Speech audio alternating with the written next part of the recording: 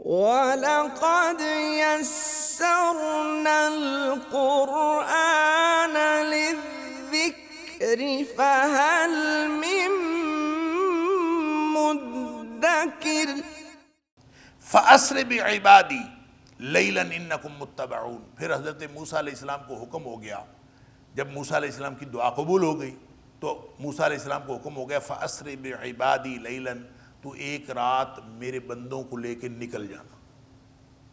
وہی عباد اللہ جو اللہ کے بندے تھے ان کو لے کے نکل جانا، یعنی بنی اسرائیل بھی اور جو حضرت موسیٰ علیہ السلام پر ایمان لائے تھے قبطیوں میں سے وہ بھی، کہ ان سب کو لے کر نکل جانا۔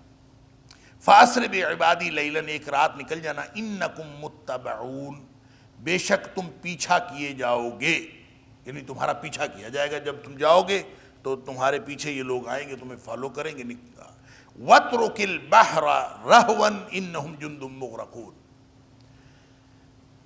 اور چھوڑ دے سمندر کو ٹھہرا ہوا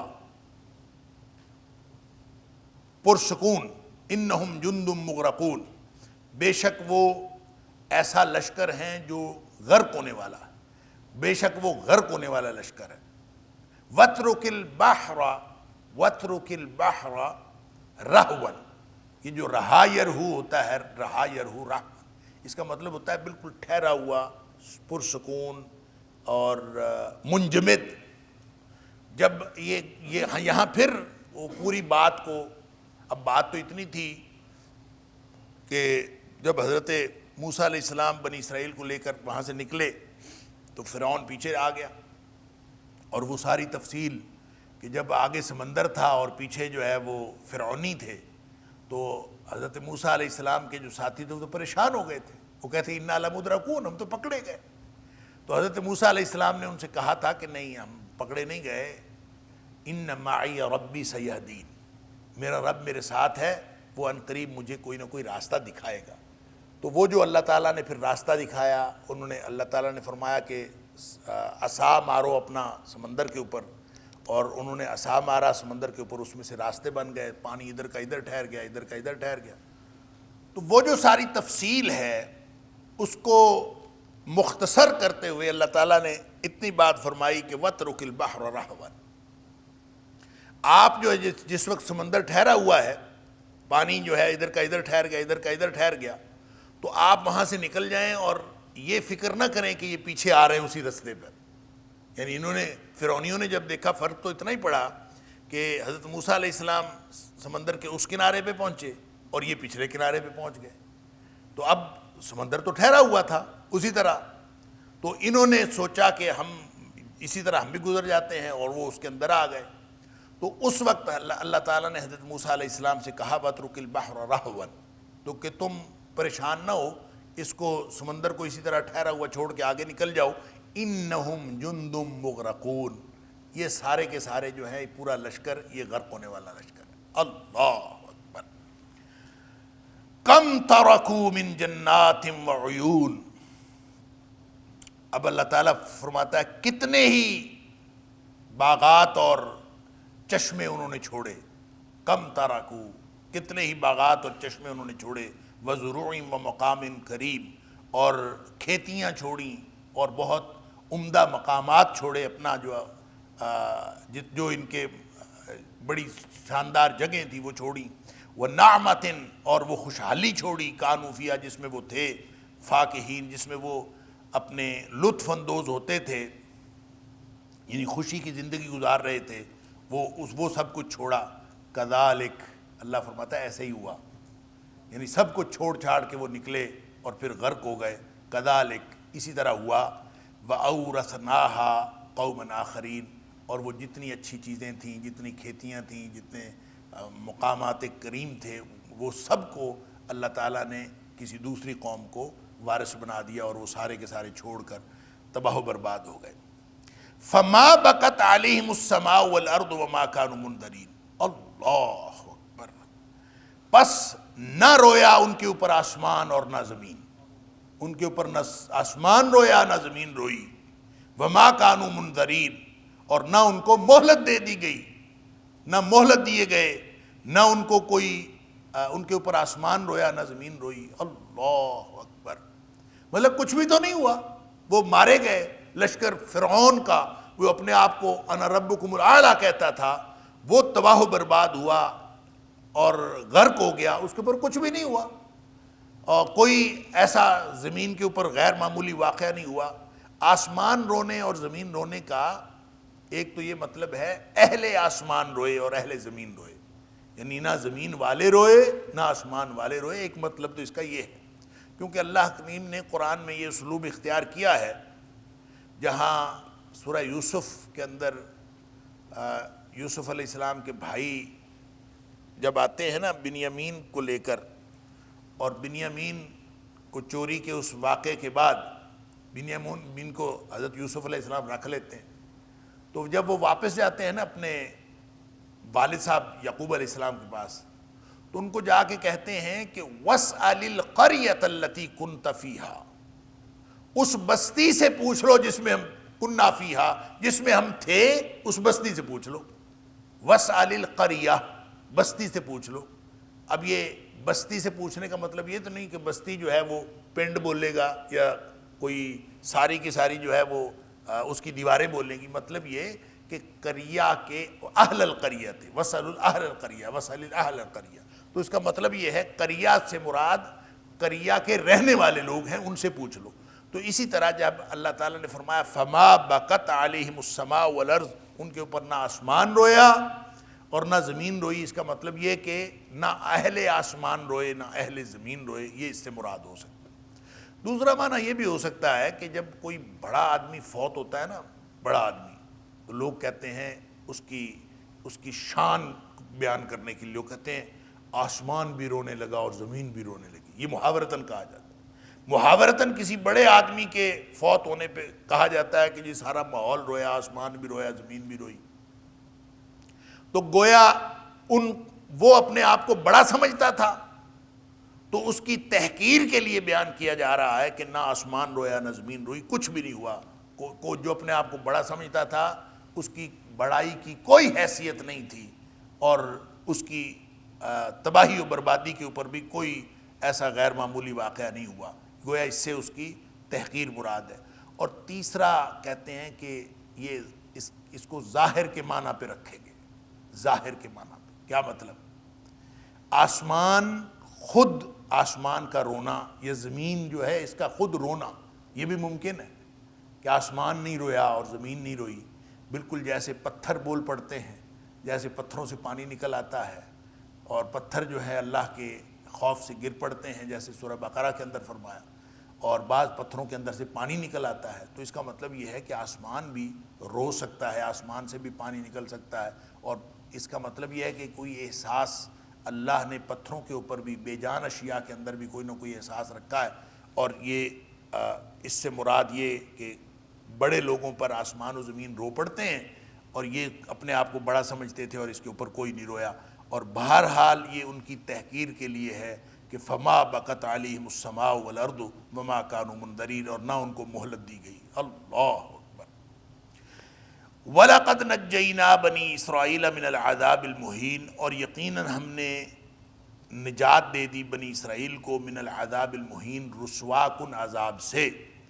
اور یعنی حضرت موسیٰ علیہ السلام کے آنے سے پہلے بھی وہ بنی اسرائیل کے اوپر ظلم کرتا تھا، پھر حضرت موسیٰ علیہ السلام کے آنے کے بعد بھی بنی اسرائیل کے اوپر ظلم کرتا تھا. جیسے پہلے بھی یہ بات قرآن میں آ چکی، ہم نے پڑھا کہ حضرت موسیٰ علیہ السلام کے آنے سے پہلے بھی وہ بچوں کو قتل کروا دیتا تھا اور خواتین کو زندہ چھوڑتا تھا. اور جب حضرت موسیٰ علیہ السلام جادوگروں کے مقابلے میں جیت گئے تو وہاں پھر اس نے ایک کام دوبارہ پھر یہی شروع کیا کہ ان کے جو ہے بنی اسرائیل کے بچے جو ہے وہ قتل کر دیتا تھا، ان کی عورتوں کو زندہ چھوڑ دیتا تھا، گویا تاکہ ان کی طاقت کو ختم کیا جائے. اور یہ اس طرح کا ایک کام کرتا. یہ جو کچھ بھی تھا سارا کا سارا عذاب تھا، ایک رسوا کن عذاب تھا، رسوا کن قسم کی کیفیت تھی جو اس نے طاری کی ہوئی تھی، اور اللہ تعالیٰ نے اس سے نجات دے دی بنی اسرائیل کو. من فرعون انہ کان عالیا من المسرفین، یہ فرعون سے نجات دی، بے شک وہ تھا زیادتی کرنے والا اور سرکش، عالین سرکش تھا، من المسرفین زیادتی کرنے والوں میں سے۔ وَلَقَدْ يَسَّرْنَا الْقُرْآنَ لِلذِّكْرِ فَهَلْ مِن مُّدَّكِرٍ وَلَقَدْ يَسَّرْنَا الْقُرْآنَ لِلذِّكْرِ فَهَلْ مِن مُّدَّكِرٍ وَلَقَدِ اخْتَرْنَاهُمْ عَلَىٰ عِلْمٍ عَلَى الْعَالَمِينَ، اور یقیناً ہم نے چن لیا ان کو، یعنی بنی اسرائیل کو ہم نے چن لیا تھا، عَلَىٰ عِلْمٍ انہیں جانتے ہوئے، علم کے باوجود، عَلَى الْعَالَمِينَ جہانوں پر چن لیا تھا۔ یہ دیکھیں جہانوں پر کا ذکر جو ہے وہ سورہ بقرہ کے اندر بھی ہم نے پڑھا کہ وَفَضَّلْنَاكُمْ عَلَى الْعَالَمِينَ، ہم نے تمہیں جہانوں پر فضیلت دی ہے۔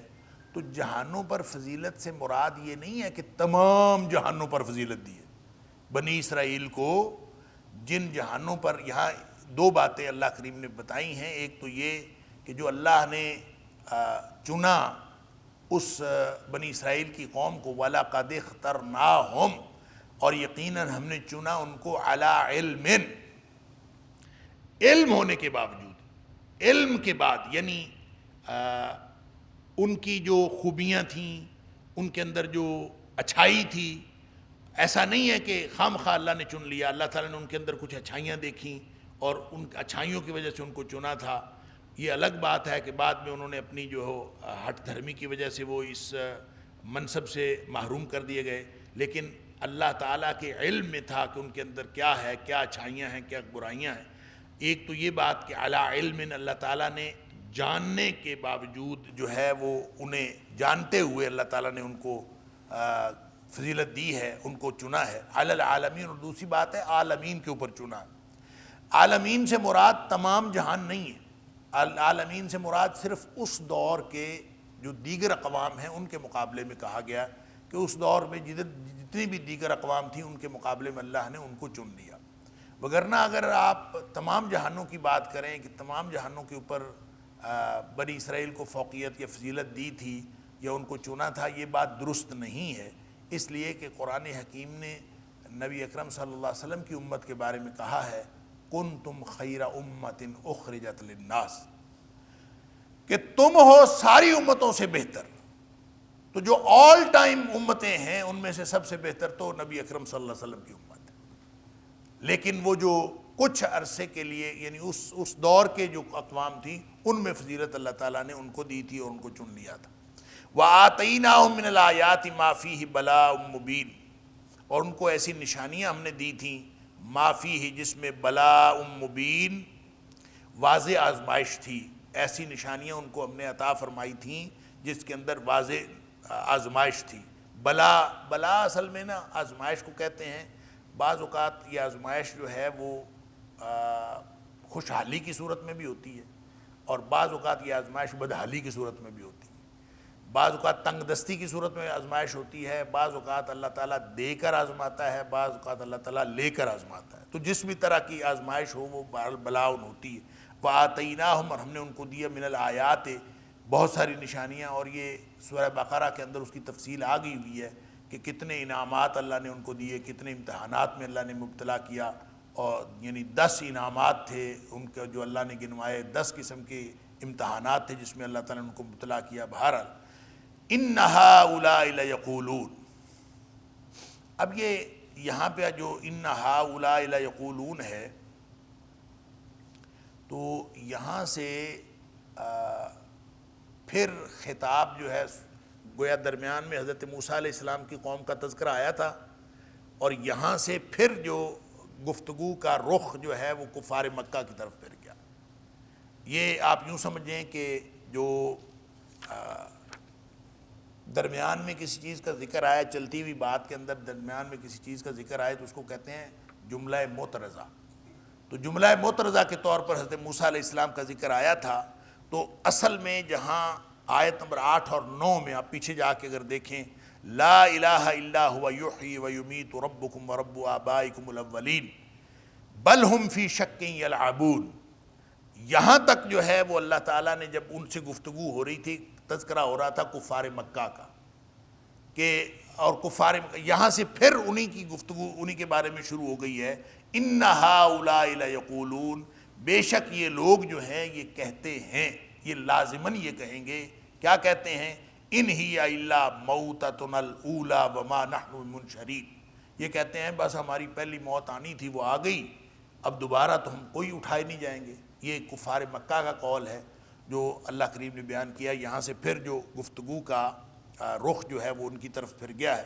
ان ہؤلاء لیقولون، بے شک یہ لوگ یہ کہیں گے، یقیناً یہ کہیں گے، ان ہی الا، نہیں ہے مگر موتتنا الاولی، ہماری پہلی موت، وما نحن بمنشرین، اور نہیں ہیں ہم اٹھائے جانے والے، یعنی دوبارہ زندہ کر کے اٹھائے جانے والے نہیں ہیں، بس جو پہلی موت آنی تھی وہ آئے گی. کیا مطلب؟ یہ جو ایک موت آنی ہے جس کا انکار کوئی دہریہ بھی نہیں کر سکتا اور کوئی شخص انکار نہیں کر سکتا کہ ہم سب لوگوں کو مرتے ہوئے دیکھتے ہیں. تو جب لوگ مرتے ہوئے ہم سب کو دیکھتے ہیں تو اس کا انکار تو کوئی بھی نہیں کر سکتا. انکار کرتے ہیں موت کے بعد کی زندگی کا. موت کے بعد زندگی ہے اور اس کے بعد کیا ہے، اس آخرت ہے اور پھر جنت دوزخ کا فیصلہ ہے، اس کا باقی ساری بات کا انکار کرتے ہیں. یہ پہلی موت کا تو کوئی انکار کرتا ہی نہیں، لہذا وہ کہتے ہیں کہ ہم دوبارہ کوئی نہیں اٹھائے جائیں گے، بس یہ پہلی موت ہی ہے، بس اور کچھ نہیں ہے. فَأْتُوا بِآبَائِنَا إِن كُنتُمْ صَادِقِينَ، اگر تم سچے ہو تو ہمارے والدین کو لے کر آؤ. یہ کفار مکہ نبی کریم صلی اللہ علیہ وآلہ وسلم کو یہ چیلنج کر رہے ہیں. وہ جو بار بار کہتے تھے نا، وَيَقُولُونَ مَتَى هَذَا الْوَعْدُ إِن كُنتُمْ صَادِقِينَ، مَتَى هَذَا الْوَعْدُ إِن كُنتُمْ صَادِقِينَ، وعدہ کب پورا ہوگا، وعدہ کب پورا ہوگا، جو ہمیشہ یہ کہتے تھے. تو اب انہوں نے گویا فَأْتُوا بِآبَائِنَا إِن كُنتُمْ صَادِقِينَ، اب وہ نبی اکرم صلی اللہ علیہ وسلم اور اہل ایمان کو کہتے ہیں کہ اگر تم کہتے ہو کہ موت کے بعد دوبارہ زندگی ہے، اگر تم یہ کہتے ہو تم ہمارے پھر آباء و اجداد کو لا کے دکھا دو. ہمارے آباء و اجداد جو فوت ہو چکے ہیں ان کو لا کے دکھا دو، ان میں سے کسی کو لے آؤ. کبھی کوئی آیا واپس؟ تو اگر کوئی ان میں سے لے آؤ تو پھر ہم تمہاری بات مان جائیں گے. اپنی طرف سے انہوں نے بڑی دلیل بنا کے یہ پیش کی کہ فَأْتُوا بِآبَائِنَا، کہ پھر لے آؤ ہمارے آباء و اجداد میں سے کسی کو، ان کنتم صادقین، اگر تم سچے ہو تو لے آؤ. اللہ اکبر.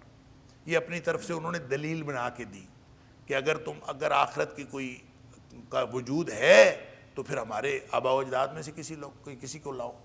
یہ دلیل اس وقت ہو سکتی تھی اگر نبی اکرم صلی اللہ علیہ وآلہ وسلم نے کوئی وعدہ کیا ہوتا کہ اس دنیا میں لوگ دوبارہ آ جاتے ہیں. نبی کریم صلی اللہ علیہ وسلم نے ایسا تو کوئی وعدہ ہی نہیں کیا تھا، آپ نے تو کوئی ایسا دعویٰ ہی نہیں کیا تھا کہ اس دنیا میں واپس آ جاتے ہیں.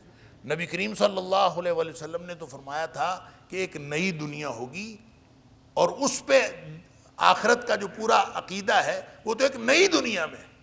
لہٰذا اس دنیا کی تو نہ نبی پاک صلی اللہ علیہ وسلم نے بات کی نہ کچھ، تو گویا ان کی جو دلیل ہے جس کو وہ اپنی دلیل کہتے ہیں وہ ہے ہی خلاف حقیقت، اور وہ بالکل فضول بات ہے جو انہوں نے کی. اگر نبی کریم صلی اللہ علیہ وسلم نے ایسا کوئی دعویٰ کیا ہوتا کہ اس دنیا میں کوئی واپس آ جاتا ہے تو پھر وہ کہتے ہیں ہمارے آباء و اجداد کو لے کے آؤ، تو پھر تو ٹھیک تھا. تو نبی کریم صلی اللہ علیہ وسلم نے ایسا کوئی دعویٰ نہیں کیا تھا.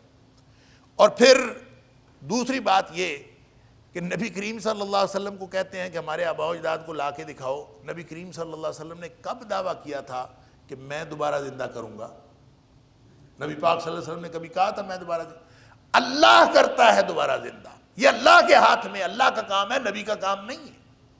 لہٰذا اس اعتبار سے بھی ان کی دلیل جو ہے وہ بڑی فضول دلیل تھی. اور تیسری بات یہ کہ یہ کہنا کہ اب لے آؤ، یا کل لے آؤ، یا پرسوں لے آؤ، بات یہ ہے کہ جب سب نے واپس آنا ہے تو سب نے قیامت کو آنا ہے، اور قیامت کا وقت مقرر ہے، اور وہ اللہ کے علاوہ کوئی نہیں جانتا. اللہ تعالیٰ نے بار بار قرآن میں بتایا کہ قیامت کا وقت مقرر ہے اور اس کو کوئی نہیں جانتا سوائے اللہ کے، اس وقت کو کوئی نہیں جانتا. لہٰذا نبی اکرم صلی اللہ علیہ وآلہ وسلم کے اس آپ کی جو دعوے کی اور آپ کے وعدے کی اور نبی اکرم صلی اللہ علیہ وسلم کی جو تلقین ہے اس کی حقیقت کو اگر وہ سمجھتے تو اس طرح کی فضول دلیل دیتے ہی نہ. اور یہ گویا اپنے طور پہ انہوں نے بڑا سیانہ بن کے کہا فاتوا بآبائنا ان کنتم صادقین، اگر تم سچے ہو تو پھر ہمارے آباء و اجداد کو لا کے دکھاؤ. حالانکہ نبی اکرم صلی اللہ علیہ وسلم نے نہ کوئی ایسا وعدہ کیا اور نہ عقیدہ آخرت کا یہ کبھی مطلب ہوا ہے کہ ہم آباء و اجداد کو ابھی زندہ کر کے دکھاتے ہیں. ایسا تو کبھی کوئی مطلب. عقیدہ آخرت کا مطلب یہ ہے کہ خاص وقت میں جب اللہ چاہے گا، قیامت کا وقت مقرر ہے، اس وقت اللہ تعالیٰ سب کو دوبارہ اٹھائے گا، سب نے جی اٹھنا ہے. اس وقت جو ہے وہ موت کو جو ہے ایک مینڈے کی شکل میں ذبح کر دیا جائے گا. سب جو ہے وہ اس کے بعد حساب کتاب ہوگا، حساب کتاب کے بعد جنتی جنت میں، جہنمی جہنم میں، اور وہ ہمیشہ اس کے اندر رہیں گے. یہ کہا گیا ہے. اور اس کے بارے میں اگر تمہارے پاس کوئی دلیل ہے تو لے آؤ. اہم خیر ام قوم تبع والذین من قبلہم، کیا وہ بہتر ہیں یا پھر قوم تبع بہتر ہے؟ والذین من قبلہم، اور وہ لوگ جو ان سے پہلے تھے کیا وہ بہتر ہیں؟ اہلکناہم، ان سب کو ہم نے ہلاک کر دیا. اللہ اکبر. انہم کانوا مجرمین، وہ سارے کے سارے مجرم تھے. قوم تبع، تبع جو ہے یہ جو شام کی ایک قوم تھی حمیر. تو جو حمیر قوم کا بادشاہ ہوتا تھا اس کا لقب تھا تبع. جس طرح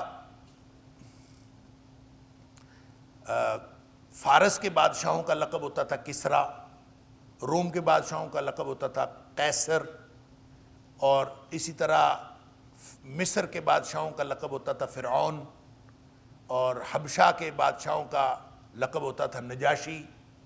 اسی طرح حمیر کے جو بادشاہ ہوتے تھے ان بادشاہوں کا لقب ہوتا تھا تبع. تو کہتے ہیں کہ یہ جو جس تبع کا ذکر قرآن میں آتا ہے، یہ تبع جو تھا یہ خود مومن تھا، اور اس کی جو قوم تھی وہ کافر تھی، اور خود وہ بچ گیا اور اس کی قوم جو ہے وہ تباہ و برباد ہو گئی. اور اس لیے اللہ کریم نے اس کی قوم کی تباہی کا ذکر کیا ہے، اس کے اپنے بارے میں نہیں ذکر کیا. اہم خیر ام قوم تبع والذین من قبلہم، کیا یہ بہتر ہے؟ یعنی کفار مکہ کو کہا گیا کہ تم کوئی ان سے بہتر ہو. وَلَقَدْ يَسَّرْنَا الْقُرْآنَ لِلذِّكْرِ فَهَلْ مِن مُّدَّكِرٍ وَلَقَدْ يَسَّرْنَا الْقُرْآنَ لِلذِّكْرِ فَهَلْ مِن مُّدَّكِرٍ. تمہاری کیا چیز ان سے بہتر ہے؟ کیا تم نے ان سے زیادہ کوئی وسائل اختیار کر لی ہیں؟ تمہارے پاس اختیار زیادہ آ گیا ہے؟ تمہارے پاس خوشحالی زیادہ آ گئی ہے؟ تمہارے پاس ہے کیا جو ان سے زیادہ ہے؟ اللہ اکبر. والذین من قبلہم، اور جو بھی اس سے پہلے گزر گئے، قوم عاد گزر گئی، قوم سمود گزر گئی، قوم نوح گزر گئی، قوم ابراہیم گزر گئی، قوم فرعون، جتنے لوگ پہلے گئے اور تباہ و برباد ہو گئے، اہلکناہم، ہم نے سب کو ہلاک کر دیا.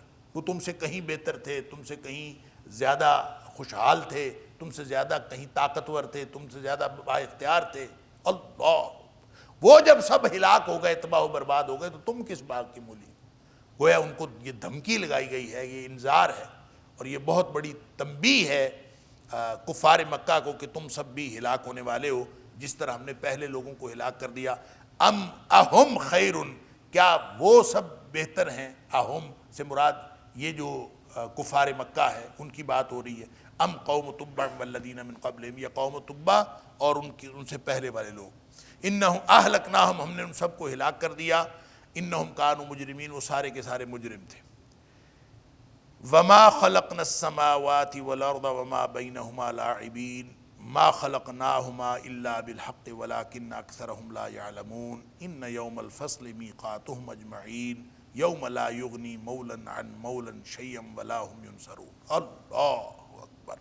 یہ جو آیت نمبر 38 سے لے کر آیت نمبر 42 تک ہے، اس میں تخلیق کائنات کا مقصد بیان کیا ہے. یعنی وہ جو جن مغالطوں میں کفار مکہ پڑے ہوئے تھے کہ آخرت کوئی نہیں قائم ہونی، کچھ نہیں ہونا، گویا اس کا جواب دیا گیا ہے کہ وَمَا خَلَقْنَا السَّمَاوَاتِ وَالْأَرْضَ وَمَا بَيْنَهُمَا لَاعِبِينَ، ہم نے زمین و آسمان کو اور جو کچھ زمین و آسمان کے درمیان ہے اس کو ہم کھیل تماشے کے طور پر پیدا نہیں کیا۔ یہ خام خواہ ایسا کوئی شغل نہیں اللہ نے کیا کہ بس زمین آسمان پیدا کر دی اور درمیان میں جو کچھ تھا اس کو پیدا کر دیا، لاعبین کھیلتے ہوئے، یعنی کہ یہ کھیل کے طور پر نہیں ہوا۔ ما خلقناہم الا بالحق، ہم نے تو ان کو حق کے ساتھ پیدا کیا۔ اللہ اکبر، ولکن اکثرہم لا یعلمون، لوگوں کی اکثریت اس بات کو نہیں جانتی۔ با مقصد حق کے ساتھ پیدا کرنے کا مطلب اللہ نے زمین و آسمان کی تخلیق اور اس زمین و آسمان کے اندر جو کچھ ہے اس سب کو با مقصد پیدا کیا، اور لوگوں کو اس بات کا نہیں پتہ، اکثر لوگوں کو۔ ان یوم الفصل میقاتہم اجمعین، بے شک جو فیصلے کا دن ہے وہی ان سب کے لیے طے شدہ وقت ہے۔ ان یوم الفصل، بے شک جو فیصلے کا دن ہے، میقاتہم اجمعین، یہ جو کہہ رہے ہیں نا کہ ہمارے آباء و اجداد کو لے کے آ جاؤ اگر تم سچے ہو، کبھی کچھ کہتے ہیں کبھی کچھ کہتے ہیں اور مختلف قسم کی باتیں، ان کو بتا دو ان یوم الفصل، جو بے شک جو فیصلے کا دن ہے، میقاتہم اجمعین، وہی ان سب کے لیے طے شدہ وقت ہے، جو مقررہ وقت ہے وہی ہے۔ میقاتہم، ان سب کا جو مقررہ وقت ہے، اجمعین، سب کے سب وہی وقت ہے، یعنی اس دن سارے فیصلے ہونے ہیں۔ یہ کیسے ہو سکتا ہے کہ دنیا میں ظالم ظلم کرتا رہے اس کے لیے کوئی فیصلے کا دن ہی نہ ہو، کوئی جبر کرتا رہے اس کے لیے کوئی فیصلے کا دن ہی نہ ہو؟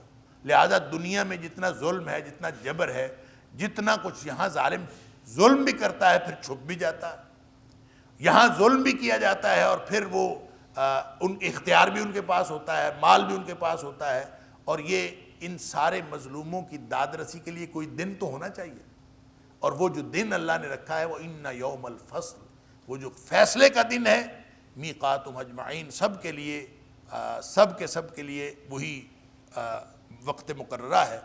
یوم، وہ ایسا دن ہے، لا یغنی مولا عن مولا شیئا، جس دن کوئی دوست کسی دوست کے کام نہیں آئے گا، کوئی دوست کسی دوست کا فائدہ نہیں کر سکے گا، ولا ہم ینصرون، اور نہ ہی وہ مدد کیے جائیں گے۔ یہ جو مولا ہے نا، مولا، اس کا معنی دوست بھی ہوتا ہے، اس کا معنی رشتہ دار بھی ہوتا ہے، مولا کا مطلب کارساز، کوئی کام کرنے والا بھی ہوتا ہے، مولا کا معنی غلام بھی ہوتا ہے، اور مولا کا معنی غلام کا مالک بھی ہوتا ہے۔ تو جب اللہ کریم نے یہ فرما دیا یوم لا یغنی مولا عن مولا شیئا، کہ جس دن کوئی دوست کسی دوست کے کام نہیں آئے گا، مطلب کوئی رشتہ ہو، کوئی مالک ہو، کوئی غلام ہو، کوئی رشتہ دار ہو، کوئی دوست ہو، کوئی کسی کا وکیل ہو، کچھ ہو، کوئی کسی کے کام نہیں آئے گا۔ یوم لا یغنی مولا عن مولا شیئا، کوئی کسی کے کام نہیں آئے گا، کوئی دوست کسی دوست کے کام نہیں آئے گا۔ اللہ اکبر، شیئا، کچھ بھی کام نہیں آئے گا۔ ولا ہم ینصرون، اور نہ ہی وہ مدد کیے جائیں گے، الا من رحم اللہ، سوائے اس کے جس کے اوپر اللہ رحمت کر دے۔ سبحان اللہ، انہ هو العزیز الرحیم، بے شک وہ بڑا ہی غلبے والا اور رحم کرنے والا ہے۔ جو غلبے والا اور رحم کرنے والی ذات ہے، وہ اگر رحم کر دے کسی کے اوپر، رحمت کر دے، تو یہ اور بات ہے، وگرنہ کوئی کسی کے کام نہیں آئے۔ رحمت کر دے کا کیا مطلب؟ اللہ کی رحمت کام آئے گی، اگر آئے گی تو اللہ کی رحمت کام آئے گی۔ سبحان اللہ۔ جیسے نبی اکرم صلی اللہ علیہ وسلم نے فرمایا، آپ نے جب فرمایا نا سددوا وقاربوا، کہ عمل کرتے رہو، محنت کرتے رہو، سددوا وقاربوا، یعنی اپنا جتنی محنت ہے وہ کرتے رہو۔ وَاعْلَمُوا، لیکن ایک بات یاد رکھو، لَن يُدْخِلَ أَحَدَكُمْ عَمَلُهُ الْجَنَّةَ، تم میں سے کسی کا عمل بھی اس کو جنت میں نہیں لے جا سکتا۔ عمل کرتے رہو، لیکن تم میں سے کسی کا بھی عمل اس کو جنت میں نہیں لے جا سکتا، یہ بات یاد رکھنی، یہ یاد رکھو۔ صحابہ حیران ہو گئے، وَلَا أَنْتَ يَا رسول اللہ صلی اللہ علیہ وسلم، اللہ کے رسول صلی اللہ علیہ وسلم کیا آپ کو بھی آپ کا عمل جنت میں نہیں لے جا سکتا؟ نبی اکرم صلی اللہ علیہ وسلم نے فرمایا ولا انا، میں بھی اپنے عمل سے جنت میں نہیں جا سکتا، الا ان یتغمدنی اللہ برحمت، ہاں اگر اللہ کی رحمت مجھے اپنی لپیٹ میں لے لے تو میں جنت میں جا سکتا ہوں۔ سبحان اللہ، یہی بات یہاں فرمائی الا من رحم اللہ، مگر جس پر اللہ کی رحمت ہو جائے۔ انہ هو العزیز الرحیم، بے شک اللہ وہ ذات ایسی ہے جو غلبے والی ذات ہے اور رحم کرنے والی ذات۔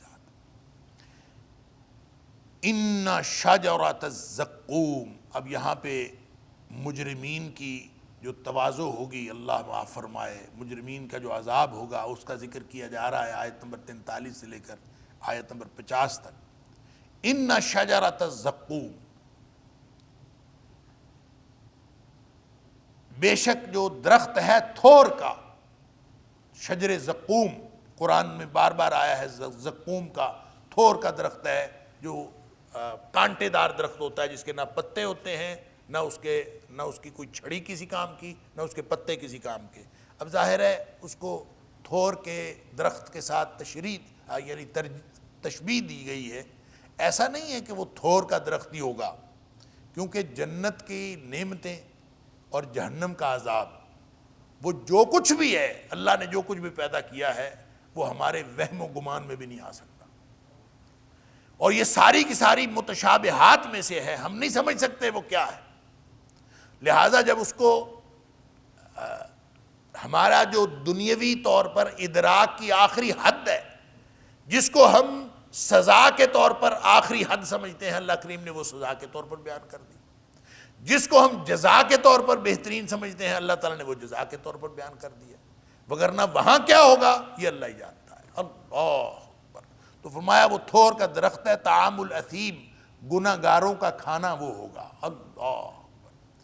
اور کل محل، تانبے کی طرح ہوگا، تانبے کی طرح۔ اب درخت تانبے کی طرح کیسے ہو سکتا ہے؟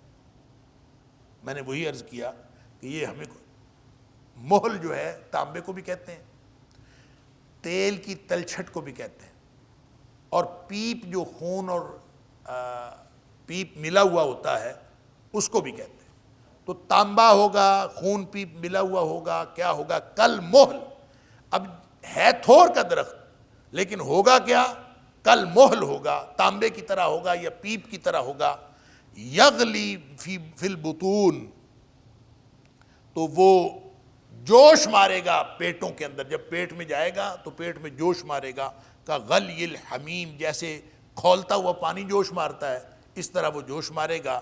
خذوہ فاعتلوہ الی سواء الجحیم، اس مجرم کو پکڑ لو اور اس کو گھسیٹ کر رگیدتے ہوئے جہنم کے درمیان میں جا کے پھینک دو۔ فاعتلوہ، عتل یعتل یا عتل یعتل، باب ضربہ سے بھی آتا ہے، باب ناصرہ سے بھی آتا ہے، جس کا مطلب ہوتا ہے تحقیر کے ساتھ گھسیٹتے ہوئے لے کے جانا، رگیدتے ہوئے لے کے جانا۔ خذوہ، پس پکڑ لو اس کو، اور پس اس کو پکڑ لو اور پھر اس کو پکڑ لو اور پھر اس کو گھسیٹتے ہوئے یا رگیدتے ہوئے جہنم کے بالکل درمیان میں لے جاؤ۔ ثم صبوا فوق رأسہ من عذاب الحمیم، پھر انڈیل دو اس کے سر کے اوپر جو من عذاب الحمیم، جو دہکتا ہوا جو گرم عذاب ہے وہ اس کے سر کے اوپر انڈیل دو۔ وہ کس طرح کا عذاب ہے، انڈیلنا کیسا ہے، کھانا کیسے ہے، پینا کیسا ہے، اللہ تعالیٰ معاف فرمائے۔ اور کہا جائے گا ذق انک انت العزیز الکریم، وہاں اس کو کہا جائے گا اب چکھو یہ عذاب، چکھ، ذق، چکھو یہ عذاب، انک انت العزیز الکریم۔ دنیا میں تو بڑا غلبے والا اور بڑا عزت والا بنتا تھا، دنیا میں بڑا چودھری بنتا تھا، بڑی تیری مانتا تھی، بڑا تو غلبے والا تھا، بڑا اقتدار تھا تیرا اور بڑی عزت تھی تیری۔ ذق انک انت العزیز الکریم، دنیا میں تو بڑا بنتا تھا، عزت والا اور اختیار والا، اب دیکھو یہ میرا عذاب ہے، اس کو چکھو۔ انا للہ و انا الیہ راجعون۔ اللہ تعالیٰ ہم سب کو جہنم کے عذاب سے بچائے۔ فرمایا ان ھذا ما کنتم بہ تمترون، بے شک یہ ہے وہ جس کے بارے میں تم شک میں مبتلا تھے. یعنی یہ فرشتے کہیں گے جہنمیوں کو کہ یہ ہے وہ تمہارا عذاب جس کے بارے میں تم شک میں مبتلا تھے، شک کرتے تھے. إن هذا القرآن يهدي للتي هي أقوم ويبشر المؤمنين الذين يعملون الصالحات أن لهم أجرا كبيرا.